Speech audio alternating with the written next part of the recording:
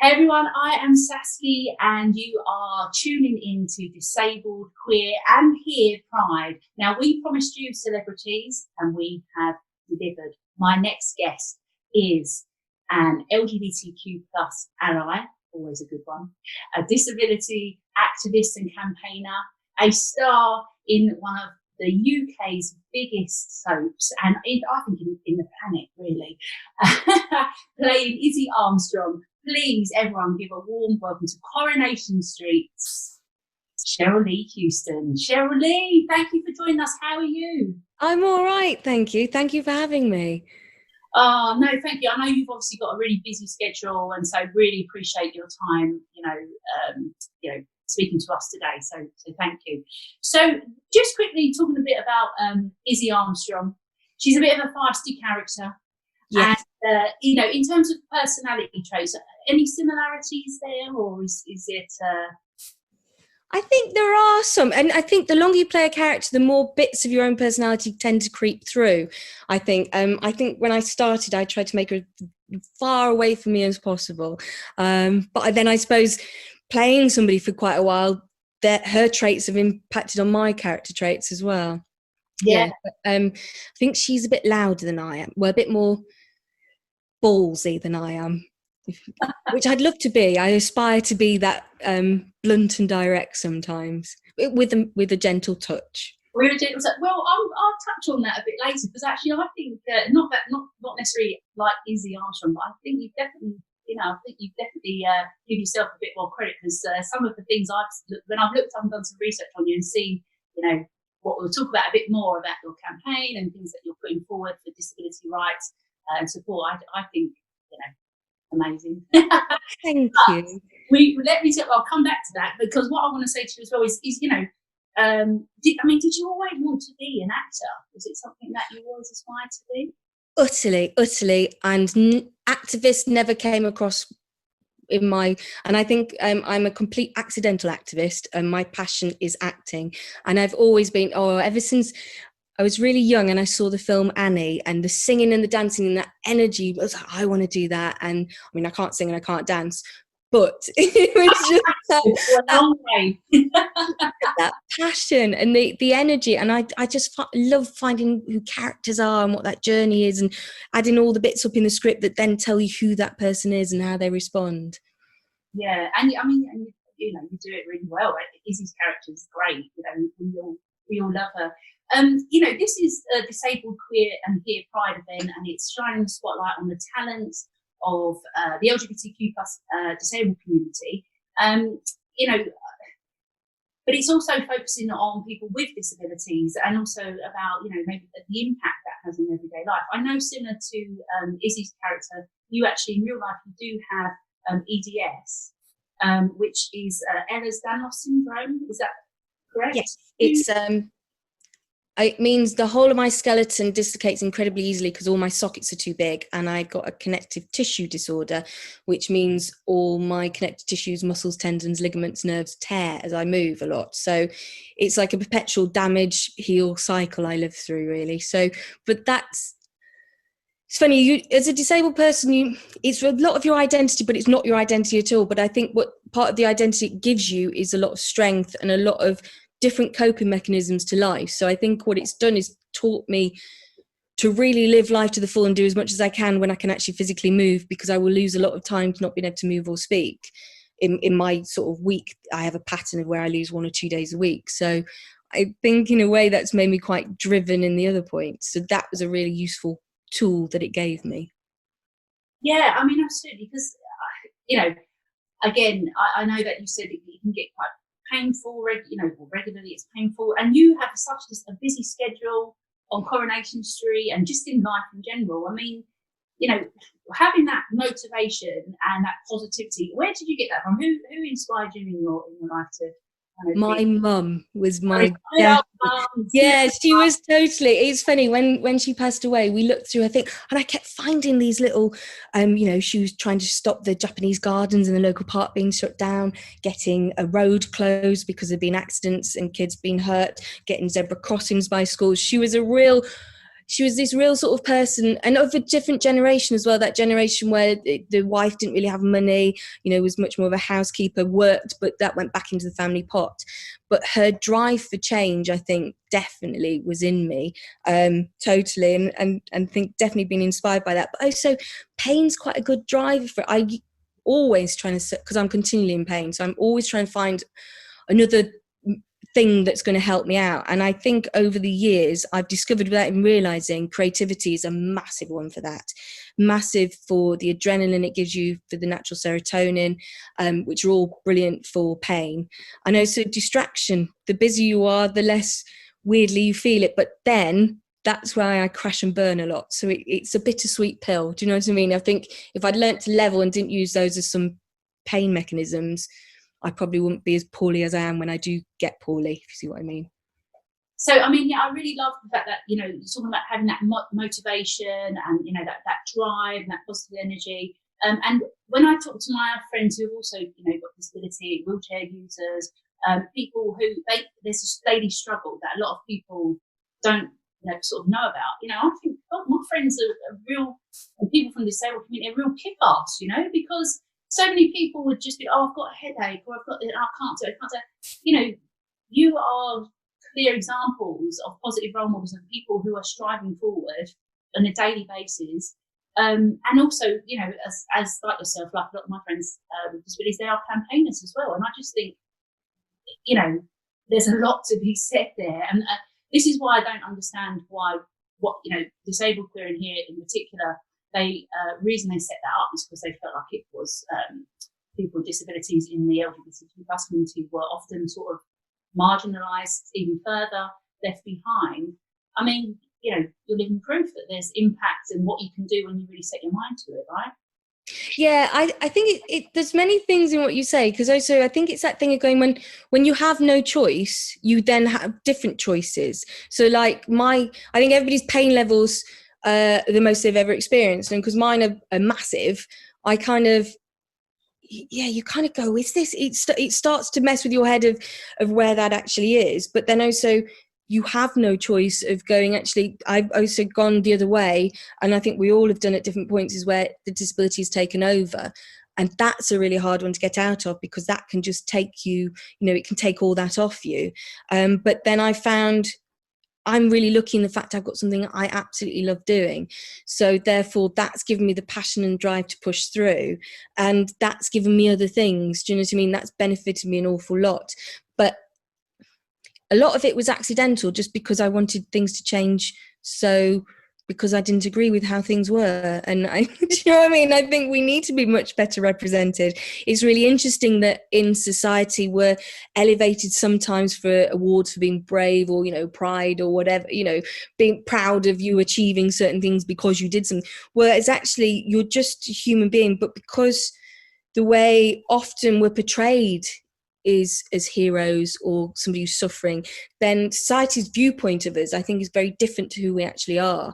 And that's what I really would like to have seen changed in my lifetime, definitely, is that we need to be seen as an equal footing, because then those skills that you have got through, I hate that word, adversity, but through finding solutions to enable you to achieve the things you want to do that were blocked to you mostly because of access or society or opinions. The physical barriers, actually, we've been really lucky, if you can say that about COVID. The one good thing it has given us is an equal playing field, a place where everybody can get into the same room, a way that means that society has been had gone through a quick mass education on how to engage with people in different ways. And then hopefully moving forwards, that means we've set a different playing field. So adjustments will be made for people for jobs, adjustments will be made to make things much easier for people to participate, to get those key brains in the room that people weren't realising they were missing out on. Absolutely, absolutely. I mean, and this is, you know, again, going back to disabled queer in here, the CEO, Wayne Allington, he set up, there was the first Pride that he put on last year, and it was actually at a venue. So it was a physical Pride for people to attend, because Pride in itself, everyone wants to celebrate, but it wasn't as accessible. Now that this year, again, a positive of lockdown is that actually we can reach so many more people who wouldn't have still been able to be at that Pride. In an ideal, what we're planning here as a movement, we want to see these changes. We don't want it to be that, oh, now we can rely on Zoom or online virtual events, because that's still not good enough by no means. But as you say, it's opening up opportunities for people to, have a voice and be seen and show who they are, and that, again, they deserve equal support and inclusion. So, Totally. It means you get a much wider reach. Everybody gets to be involved whether it was a physical thing or a financial thing or just not being able to get somewhere. It means that everybody can now be involved. And hopefully what a lot of us will take from that is when we do go back to doing physical room events, that we will also somehow keep this online inclusion so that people can engage, because that's what makes it more exciting. The more brains you have into something always makes it more richer. Speaking about, characters, TV, actually, sorry, thinking about the TV and media industry in terms of, positive representation and inclusion. Obviously, your character is great. Was it 3 times a week, if not more, people can see you on their screens as positive representation. But I mean, is the industry changing for people with disabilities? Is there a difference? It is massively, utterly massively, and we are on agendas that we've never been on before, which is absolutely fantastic. For me personally, I'd like it to move a bit faster, but obviously I would, because I'm 20 years into my career, and I'm so fortunate. I'm in my 11th year on Coronation Street, and that is phenomenal achievement, and I'm so fortunate to be in an environment when I can learn so much from so many different people. And I think Coronation Street had a ripple effect, definitely. I know, so work that I've done behind the scenes with, some of the execs and stuff, and people who are keen at ITV, who have been keen to make that change and have those conversations. So, for example, we ran an audition day for disabled actors, but ensuring, it's what we do a lot with Dank, is you always ensure that the disabled artist leaves with as much as the industry guest or industry provider, because otherwise it's always become, people with disabilities will get it, don't they, that we're quite often a product of a scheme. And a scheme's always a thing that's a tick box and done, or a wheel's been reinvented. And it's about changing that and making that so different. And from that audition day, the actors went away with a show reel piece filmed on Coronation Street set with one of the actors. But also it meant then we got Liam, who plays Kathy's son, who works in Roy's Rolls. And then also Melissa Johns came as a visiting artist. So, and she's reoccurred 2 or 3 times, I think. And it's just that thing of making a change through conversations and through just showing how to do it. I think, in a way, change through conversations to ensure you've got the conversations going that let's do this, but then it's just practically do it. Do you know what I mean? Yeah. I think by Coronation Street doing it, and continually doing it, they stopped it being a thing. Do you know what I mean? And as he moved from, probably received by the audience as a disabled character, she's just seen as a character now. That sort of, it's sort of filtered through, which is really exciting. But I think quite often we're still surprised when we see a disabled actor on TV, or we comment on it, which means that we're not enough of us there.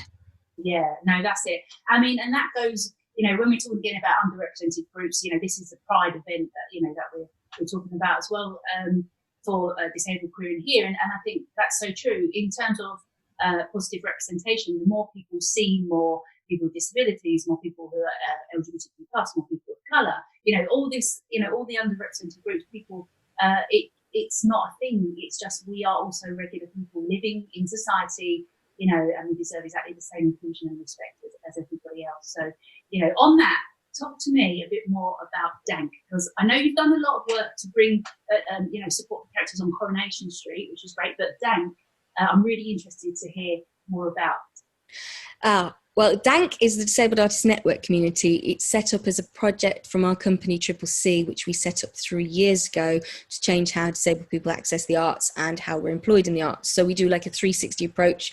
We work in schools with young people, we work in the community, and then we have Dank, which is our professional strand. But then also from that, it's employing those artists back eventually to be working with young people in between different jobs, which means therefore that disabled young people get role models, and we start making that change massively.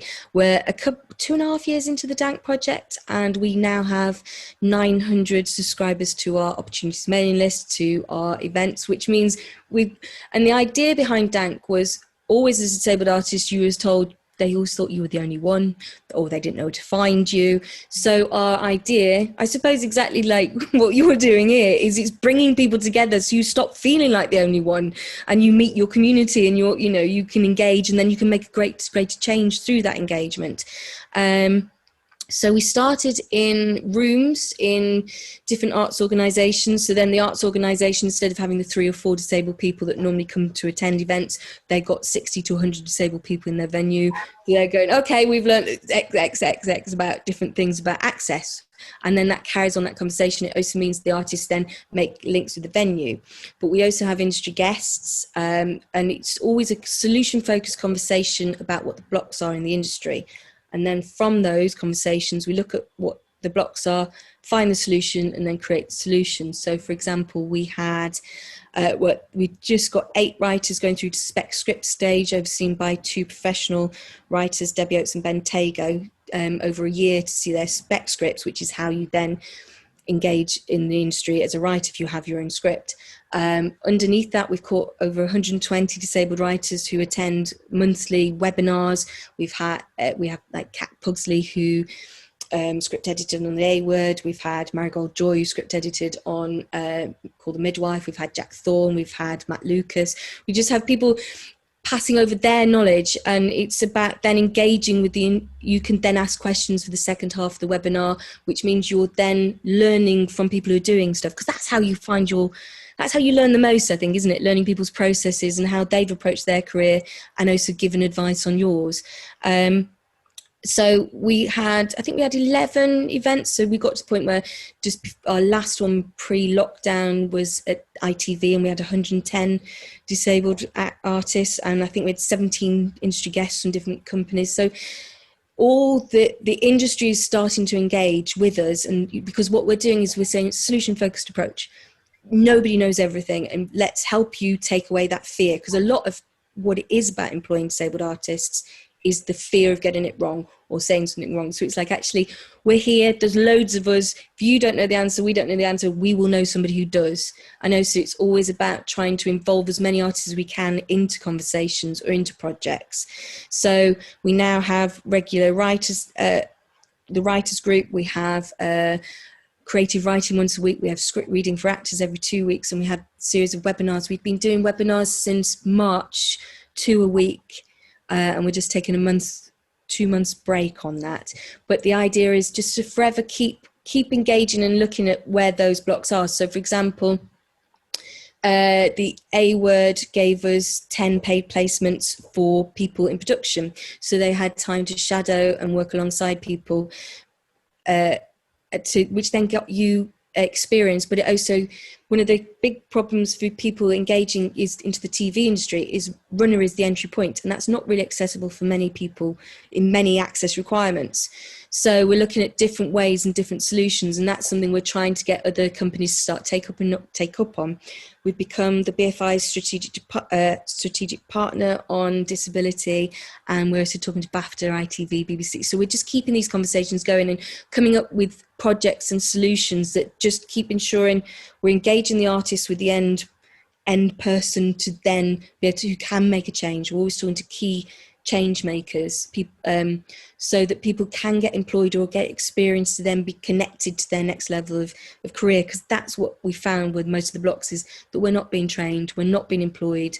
So how do we connect talent with the need for it and take away that fear and make it feel supported, so it stops being the responsibility on the individual, rather than when you go into a situation as a disabled person for the first time, you then, as well as getting used to the situation, you also then have to get everybody else used to you and used to access. Whereas if those conversations have been had before and there's procedures put in place and an understanding, then that evaporates all that. And then hopefully that's starting to make quite a change.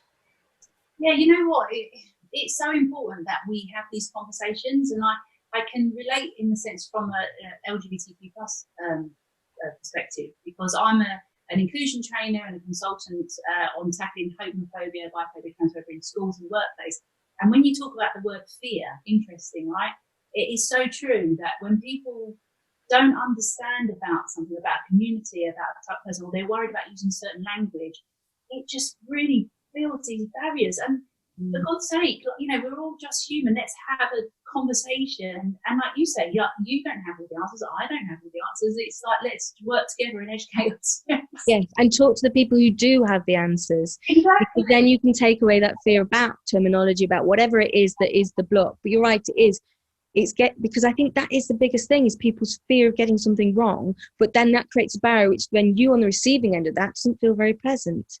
Yeah, absolutely. And it just ends up holding people back, and they're losing opportunities where that really shouldn't happen. So that's amazing about that. And God, factors and BFI, that's some great links there, isn't it? Yeah, we've been really fortunate. It's just grown and grown. Originally, it just started as we thought, we opened the doors and then 60 people turned up at home in Manchester, and we're like, blimey neck. And then we just, every time the whole team gets so excited. Yeah, there's a team of 5 of us and we've all brought very different things to it. And I think that's been really key, is working well as a team and listening to what people want.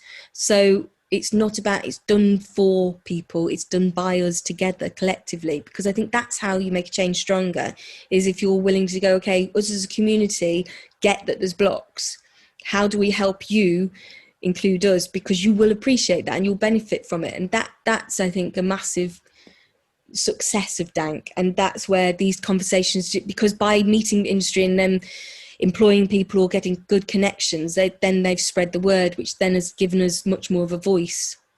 That's it. Yeah, and it has to work both ways, doesn't it? That communication is so important. It's key, really. So there'll be lots of people that are tuning in to watch this interview because so many massive fans of you for Disabled Queer in Here. But there'll also be people that have aspirations, have goals, but they also have disabilities, and as a result, they don't have the confidence. It's been a barrier throughout their life. What sort of, advice, words of wisdom would you give to those people who are feeling like, I want to be like Cherylee, I want to do that. That's what I want, but they just don't have that confidence. What would you say? Trust yourself and take a risk anyway, and know that we all doubt ourselves. On whatever level we perceive somebody to be, they are always full of, because arts, and if we're talking specifically about creativity, because you're putting quite a bit of your soul forwards, but have a go, I think. Have a go, because whatever, it will always give you something back, whether it's a shift in confidence or you've learned something or you connected with somebody. And I think that applies to life across the board, whether you want to be a creative or not, is just take a risk, ask somebody. Because I think I've learned that a lot through Triple C and through more recent years, is the more you ask somebody, they might say yes, they might not, but you don't know until you try. And yeah, just if you're a bit worried, take some really small, safe steps. Don't trip yourself up. Don't leap straight into something if you feel that that's going to then send you, don't set yourself up to fail. Figure out what some gentle first steps are and then just keep going. Yeah, that's it. Absolutely great advice there. Thank you, Cherylee. And that is really, isn't it? Just do it. Just go for it and see where it takes you. And more often than not, you'll be pleased you did than you didn't. Right? Yeah, I have things like, even on in banking or whatever, different things pop up and it always says trust yourself, because we don't, do we? Which is really daft. But yeah. Hang on a bit. When you're saying trust yourself, is that with the banking you're not going to open? Oh no. I think in life, because it has this thing you could pop up, you could do an affirmation. I was like, right, I'm going to do that to remind myself to keep trusting myself. It's okay. Yeah. No, but you are right, and it is good to do that. Those little, I have similar. It's great to have those little motivational sort of pop-ups. So, and it keeps you on track, because the mind chatter can often lead us down a road, where it's where we don't need it to take us. So, especially when you're people who experience. Sometimes we're just judged when we shouldn't be. Do you know what I mean? So I think sometimes we take bigger knocks than others do. So therefore, you have to find things that are your inner strength, and just surround yourself with people you love, who remind you of who you are, and then you can be who you are much more, I think. Yeah, definitely. And I think that message goes across the board again for the LGBTQ plus community. that always being your true self. I'm very much a big believer in that statement. So, you know, I think that's great message for people who are tuning in today. And just to end, Cherylee, because it is Pride, you know, it's still Pride celebration that we have here. You know, Pride's also about party. Of course, it's the political movement. Usually I say this the other way around. I go, it is a party, but it's a political movement as well. But this time I'm going to say, yeah, well, it is a party because, you know, it is. How do you kind of sort of let your hair down and relax when you're not sort of filming, you're having your time out? Have you got any particular Pride anthems or music that you like to listen to that you're like, oh yes, I love a bit of that. That is me. I love things that make me want to dance. And we do have 2 disco lights plugged into our ceiling for that reason. And a smoke machine. Get yourself a 20 quid smoke machine and a cheap disco light. You can always have a nice party, even on your own. Come home, feel a bit sad, put the smoke machine on and the disco lights, and you'll be happy. That's what I do. I want one. I'm going to get on Amazon after this. I'm going to have to do it. Oh, I got my friend one. You can even get a bulb that you can just put into your normal light. What? Anything that just makes you feel, do you know what I mean? If you want to just put some tunes on and have a good dance, that's what I always recommend, because it gets your serotonin going and just makes you feel a bit happy. Yeah, definitely. Well, I think anyone watching this now is going to be off going, getting a load of disco balls and plugging party poppers. So that's amazing. Oh, listen, thank you so much, Cherylee. I would always love to be speaking to you forevermore, but I know you've got a very busy schedule, and I really appreciate that you've given us your time. You know, as a voice, as a positive role model, as an amazing human being, and also, you know, just for disabled queer in here, because we really want to hope that this helps to shine that spotlight, make a difference for inclusion, as we've talked about, you know, for equality. Everyone deserves fair access to opportunity, right? So thank you so much. And, it's a pleasure, and thank you for having me. I just think what you're doing is fantastic. So yeah, and enjoy the party.